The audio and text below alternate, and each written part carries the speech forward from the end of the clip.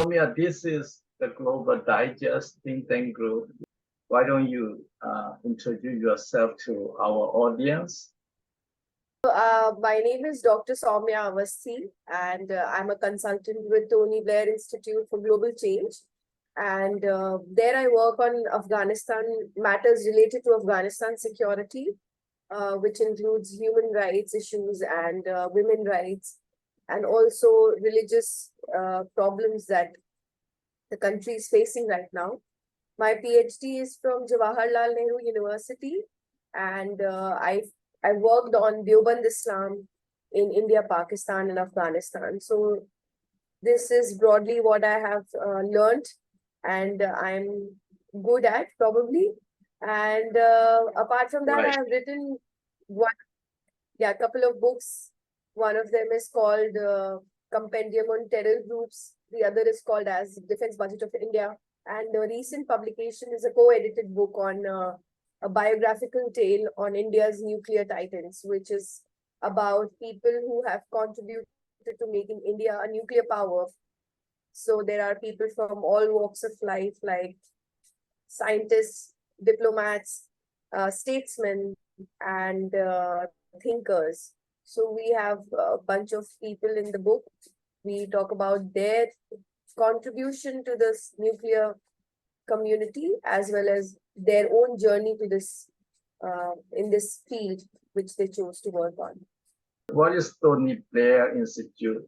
What you are doing with them right now?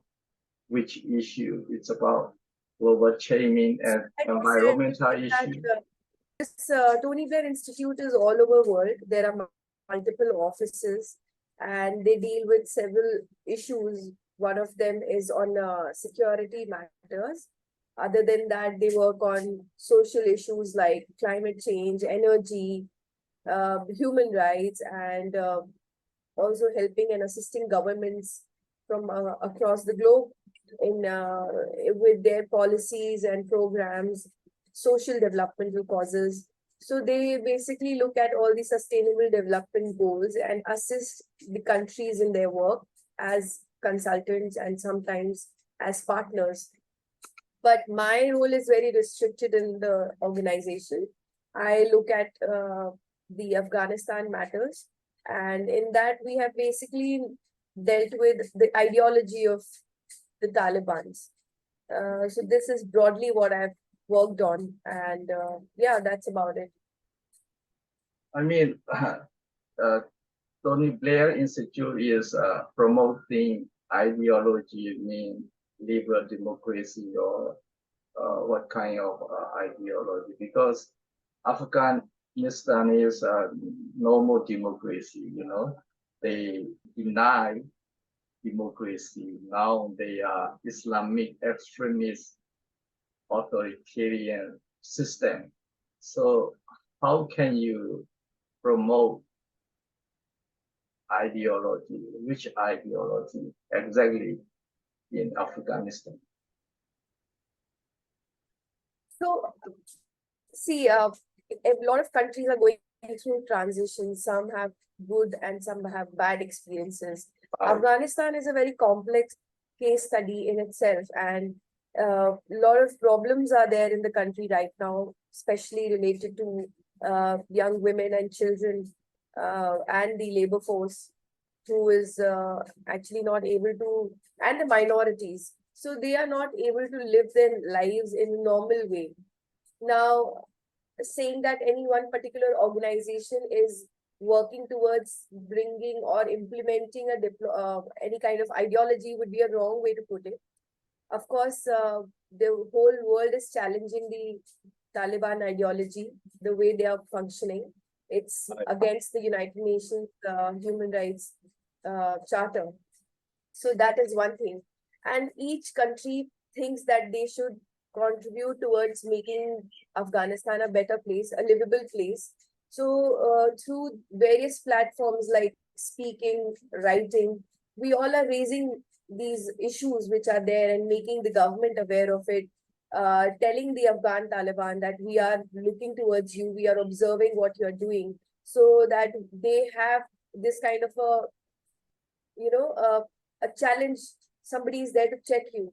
So that kind of a feeling has to be generated for the Talibanis to actually behave and come to terms with global democracy methods and the way functioning of a democratic country is. So that is what every country is aiming, every organization is aiming, and so does the Tony Blair Institute in their own way.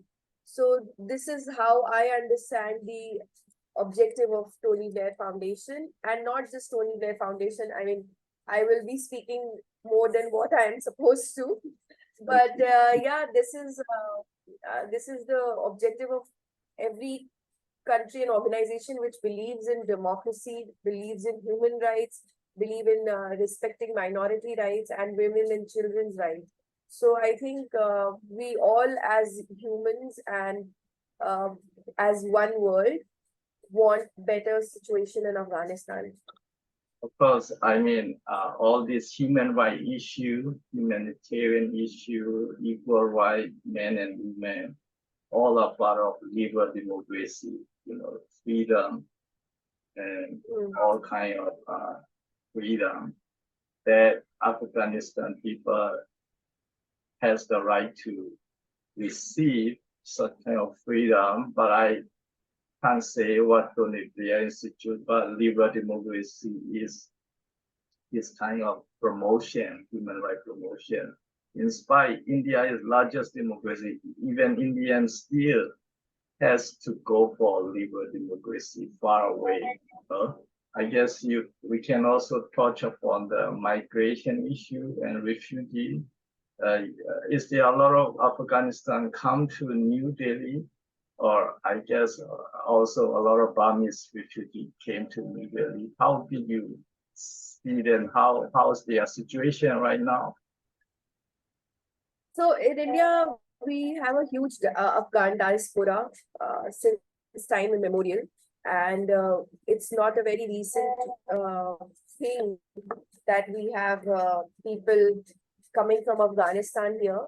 In fact, our foreign minister, Mr. S. Jaishankar, also met the Afghan refugees in Delhi and promised them to help and give solution to their problems. And so, yeah, as we all know that India has always been welcoming the migrants and refugees from across the globe. And also from, there have been so many, nationals from Myanmar who have come and stayed, and there have been Bangladeshis coming and staying. Yes, Soumya, one thing is, Burmese refugee, I've been talking with other professor also, but there is still lack of clarification and lack of Indian position on Burmese refugee, because since 2021 military coup in Burma, a lot of innocent villages and towns burned down, and airstrike and artillery shooting by military junta to innocent people, especially democracy activists and democracy supporters. So that is exactly in line with your Tony Blair Institute for Ideology Promotion about democracy, especially liberal democracy. However, unfortunately, the Indian central government is hesitate to accept or welcome Burmese refugees. In spite local state government, Mizoram is widely open and allows refugees to shelter in Mizoram state.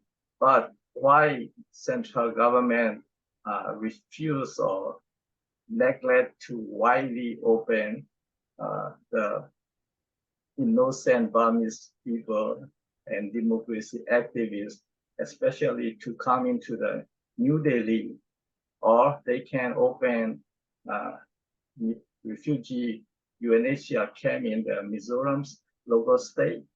I mean, it was before Manipur crisis, even the central government not welcome and not widely open the door for refugee. Especially UNHCR office is available only in New Delhi. There is no refugee office in Mizoram state. In spite Mizoram state allow them, but there's no proper procedure, legal procedure or any former refugee to enter in India. As a common man and as a national of this country, citizen of this country, as much as I understand that there are a lot of refugee camps still existing in bordering states of Northeast. And of course, there have been certain issues related to security, which have led Indian government, central government to take some strong steps to counter those challenges and not really do something against the Burmese refugees. That's what I understand. There are, as I have my colleagues from Northeast, and they tell me that there are several camps still being run by the locals, and they are being given funds, and it's not that it is going unnoticed by the central government. If it was the case, those camps could not have existed. So I'm not speaking here on behalf of the government. I'm not a spokesperson for them. But as much as I have the limited knowledge, and excuse me for that, and apologies in advance, that I cannot. The limited knowledge that I have about it is that there are Burmese living in our country, and the challenges that we are concerned about is that we all know that we have had long porous border with Myanmar and Bangladesh, and there have been in the past there have been incidences where the militants have used those channels and entered into our country with the identity of being Myanmaris, Burmese, and Bangladeshis who are incited by the Chinese. So there have been confusion, there are reluctances in the government, probably because they are concerned about the security aspect. And of course, there has to be, and I must say that yes, government of India should have a proper procedure to go through these, have a proper documentation work to ensure that, Burmese refugees are genuine who are entering our country and they are not a side threat to us. So these things I do understand, and I hope that these issues are resolved soon.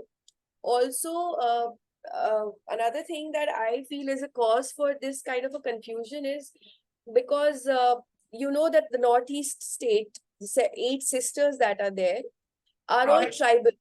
So these tribal states have their very strong sons of the soil feelings in them.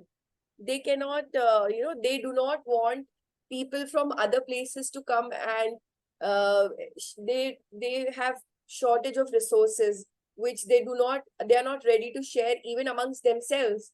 Like you are seeing the Kukis and the Maitis having problems among themselves. It's because they both are disturbed by the lack of resources. And so keeping in mind all these issues, when you have additional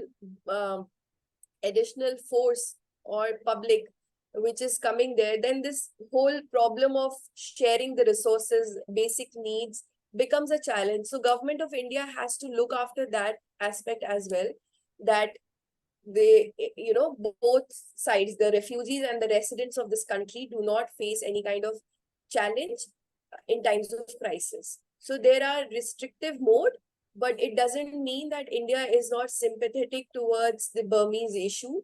And from time to time on international platforms, our country has raised voice on the human rights crisis in Myanmar. And in fact, I believe that government is doing something. It can be slow, but it's not that it is going unnoticed. I understand your point about resources.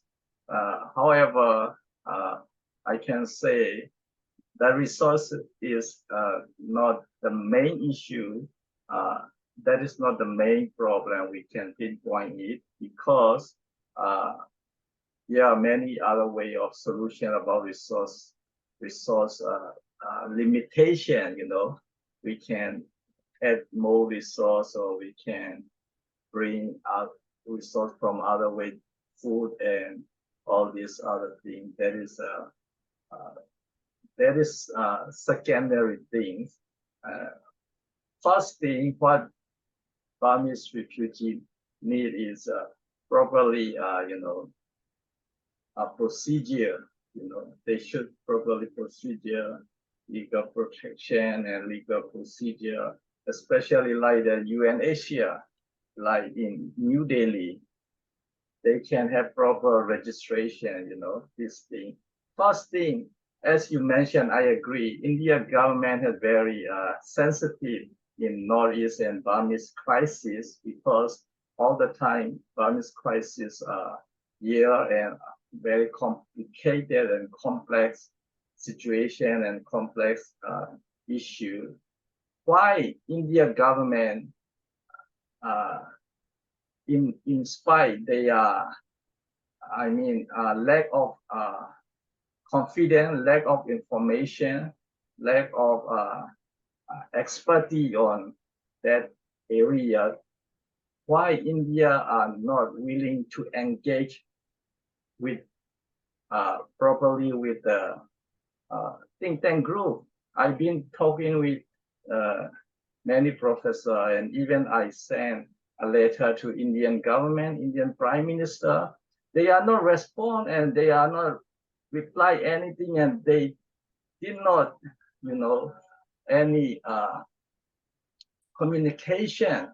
So I understand India position is not willingly and not friendly to what think tank group, unless until they able to communicate and properly engage with, cooperate with the think tank group, they cannot get confidence, or they cannot get correct information, they cannot get expertise, Ordinary people, Burmese people cannot talk about those knowledge, high level knowledge. So now I am telling you, and I forecasting many times with many expertise to directly Indian population and Indian expertise, because government is reluctant to, not just for refugee on the ground, they are not good cooperation with think tank group. I understand that why New Delhi is very important for scholars, because they think that everything is run from here. And but again, I would like to tell you, John, that firstly, when you talk about Northeast and the issues related to the borders of the Northeast, it is not so simple as it may look, because you must understand that Northeast is a tribal belt, and we have a lot of various kinds of tribes living there, and they have their own ways of functioning. So whenever a central government has to even implement an idea, they need to take consensus from the state government. Now, the government of Mizoram and Manipur might be saying that we are welcoming the Burmese refugees, which they are definitely doing, and even the population is happily helping these Burmese refugees. There are around 35,000 refugees living in Northeast, especially from Chin, Bamar, Kachin. These are some of the tribes which are there, and the ethnic communities. And as far as you talked about the UN, I would like to tell you that, Minister of Home Affairs, Mr. Amit Shah, has spoken about it, and he noted that India is not signatory to the 1951 UN Convention, which is relating to the status of refugees, and its 1967 protocol. So it has no authority to grant refugee status to any foreigner, for that matter. But despite that kind of challenge, Government of India, the central government, has come up with a standard operating procedure in 2011, and which was amended in 2019, and it has been enforced by the agencies and being followed followed by the, and then they are talking about providing them long-term visas. There are in fact 4 to 5 refugee camps which have been constructed in the bordering areas to cater to the needs of the Myanmari refugees, especially the Chin, Myanmar Right. people who are, Chin and the Sagaing region. Chin and Sagaing region, yes. Yes. Yeah, so there has been an order made by the state government, by the central government, that we are going to prepare these refugee camps so that more and more people can have a livable condition. And they are all located in the More, Tamu region and border areas around it. So whatever possible, India is doing that. And at the same time, I understand what you're saying, that we must engage with the Myanmari think tanks and understand the root cause of the problem. Just by providing refugees with some kind of social security is not enough. We must come up with a permanent solution to this challenge. And like you said, that you are not an expert on the government of India. Unfortunately, we as scholars also have our own limitations. We learn from whatever is out in the open, and we do not have access to direct access to the PMO to raise these questions. But from time to time, these issues Maybe are at discussed in least the parliament. at least you can raise the question to government Yes, in different channel or yes. So directly with the government, or you can also raise the channel from the parliamentary or different channel. Yes. At least first thing is, it's normal for any democratic country to engage with think tank group, to communicate with think tank group, to cooperate with think tank. There is nothing cost for government, no expenses are cost. It was not open, why the government and the prime minister did not want to open the communication channel and engagement and cooperation with first think tank, after think tank, next step is execute. They can make any action on the ground. I understand very well about India, Northeast India, and even Manipur and Mizoram state, two states are very different attitude, So we know very well think tanks. We know very well about that. That's why we can share and we can coordinate with Indian government. We're willing to cooperate with Indian government to solve for both for Indian and for Burmese. In terms of Northeast, Mizoram state is very good attitude. They are the least resource state in India, but they warmly welcome a lot of refugees. They never complain. I mean, they don't have resources even for themselves, but at least they welcome. Because the thing is, if state government cannot do or not sufficient resources, they can ask central government, And I said our security and is also a priority for India to ensure that our borders are secured. We do sympathize with the matters related to Myanmar, but at the same time, we also have to look after our own security of our own people, right? India not being signatory to the United Nations Convention on Refugees, we have our standing operating procedure. If India had not been interested in resolving the Myanmar issue, they would have not come up with something like, providing aid. Secondly, there are a lot of working groups at the NGO level, which are directly reporting to the state government, and the state government keeps reporting it to the central government. Now, you talked about there is no discussion happening. We are, our population is touching 100 billion. There are so many problems here, and if we start writing to the PMO to resolve all those issues, I'm sure that half of us will also be having same opinion that government is not replying to us. But this is not true. And in the past also, Government of India has assisted Aung San Suu Kyi in establishing a democratic government, helping her with writing the constitution.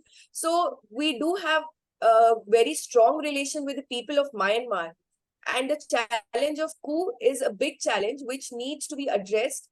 but then it all happens with time. Things like these take a lot of time. We are not Russia or United States that we just go inside any country and resolve the problem. We are a democratic country. We need to practice democracy, listen to both the sides, and come up with a solution. We believe in that, and I think we are still doing it.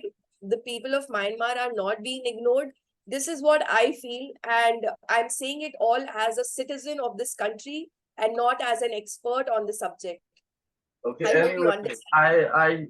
I have argument about that you were mentioning about Indian government is dealing with Burmese embassy. It's nothing to do with the refugee case, you know. There is no reason Indian government has to talk with Burmese embassy for refugee. Because do you expect embassy will come out with the solution with helping I'm not saying Burmese embassies. refugees? And I've been all this border area. I know very So well. what I'm trying to come at, Those John, I'm here is expert. that One thing no, is even your ambassador in Burma is he will nothing he has limitation about refugee issue, especially refugee. Of course, I can explain many things detail. So I know very well about all these things, and I know very well about which are democratic group, which are liberal democracy, or which are non-liberal democracy, which are left wing or which are right wing, which are authoritarian group. I can classify all of those things. I mean, there are many group and many individual also. In fact, if Aung San Suu Kyi can speak directly to Indian government, it's the best. But it is our question. She is in jail. How she can speak out? You know, that is our question. My group is liberal democracy. We are in line with very much liberal democracy country. We never support left wing. I against left wing. Communists, even socialists, I against. I am purely liberal democracy, right wings. So India government should know, India government is Indian central politics is more leans on right wing democracy. You also don't like left wing democracy, socialists and communists. I know Indian situation. So at least India should open channel. I already told you I sent a letter. It doesn't mean if I'm not Aung San Suu Kyi, but they can see the contents, if they have sincere to promote democracy, it enables and it enable people, they can sincerely request.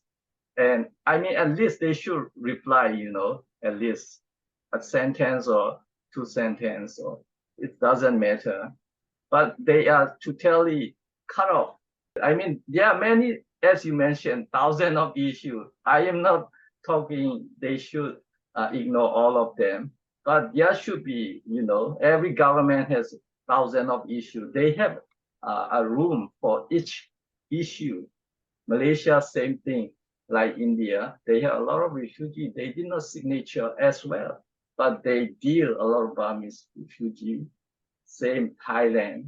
So many countries they doing like that. I mean, I'm not blaming India government, but they can see other people can also do, other countries can also do. Why not India? In spite, compared to other, neighbor country, India is democracy and bigger democracy. So that is my point. And they can share and coordinate. Not this issue, I totally against any Burmese left-wing group or undemocratic group who came into India. To come and stand at the border and see how many are which ideology, because they all come for humanitarian help. For example, if somebody from Afghanistan is coming, India is not saying that, okay, you are not Shia or you are not a minority, we will not let you help, we will not help you. India, even during the evacuation procedure in 2021, helped a lot of non-minorities also in coming out of their country. Your point is right about those humanitarian issues should welcome all these victims. But when you talk about security, you know, when you talk about security, you concern about undemocratic group or terrorist group or communist or socialist group. That's why I'm telling security concern. We can coordinate and we can talk about those things because it is related with ideology, you know, terrorist group, and you know, Yeah, so there has been a lot of that case we can work together with India. India government should know, and they should first work with liberal democratic group. At the same time, you have to understand that India is a huge country. We have lot of challenges. At the same time, we are looking at porous borders, we are looking at our western neighbors, we are looking at our eastern neighbors. At the same time, we have climate issues and internal democratic issues. In all this, there is also a issue of Burmese refugees. Now everything is being prioritized according to the situation. And I just want to assure you, with all that I have said, that India is not ignorant and turning blind eye towards Burmese refugees, and which will be a solution for the Burmese refugees. And the latest data I gave you is from March 2023, when India itself announced that they are making 4 to 5 camps in the border areas of Myanmar. So there is a work going on. There are people working at it. There is an NGO group which is working, and an NGO is not working in silo. It's not that our government doesn't know which NGO is doing what. They are all answerable to the government. So there is a consensus amongst us that what has to be done. It's just time taking, and I understand time taking things can be frustrating, and I completely understand this issue. And as a scholar sitting in Delhi, I can do one thing, that I can talk to people working on Myanmar to have an interaction, exchange of dialogues with your think tank, with you. I can just convey them to you, convey about your message to them, that there is a demand and there is a time. Time needs this kind of a conversation, and I will assure that much to you. That's my promise as a scholar to you. Yes, I agree very much with you. If they digest very well, very easily, and very smoothly, it will process. Now there are many problems, you know, even in Northeast. Like that, as I told you, Mizoram case is pretty good, but Manipur case is now very big issue. In Manipur government, Manipur government did not want, but some want, some did not want. So you have to understand that we are grappling with the situation in Manipur, which is very crucial and important for us.